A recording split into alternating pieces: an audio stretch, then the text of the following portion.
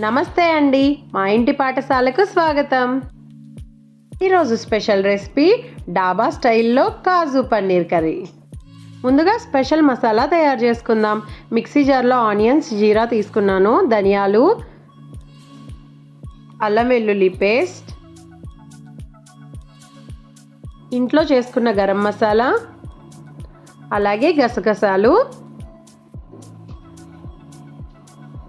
ఇంకా ఎండుమిర్చి, ఇది స్పెషల్ ఇంగ్రీడియంట్ బాదం కూడా తీసుకున్నాను. ఇలా పేస్ట్ చేసేసుకోండి. జీడిపప్పుని, ముందుగా చేసుకున్న మసాలా పేస్ట్ని, పన్నీర్ని, అలాగే బటర్ని కూడా రెడీగా ఉంచుకుందాం.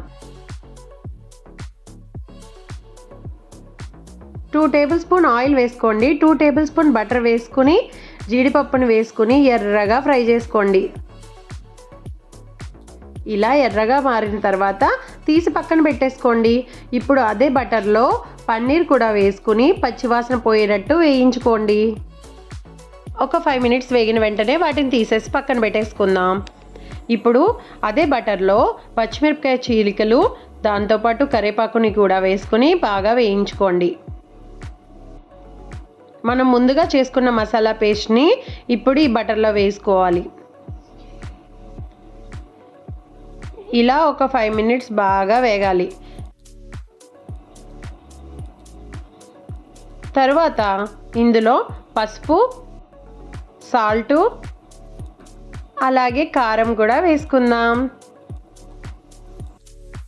కారం పచ్చివాసన పోయే వరకు దీన్ని కొంచెం సేపు ఫ్రై చేసుకోవాలి. తర్వాత ఒక 10 మినిట్స్ మూత పెట్టేసి మగ్గనివ్వాలి.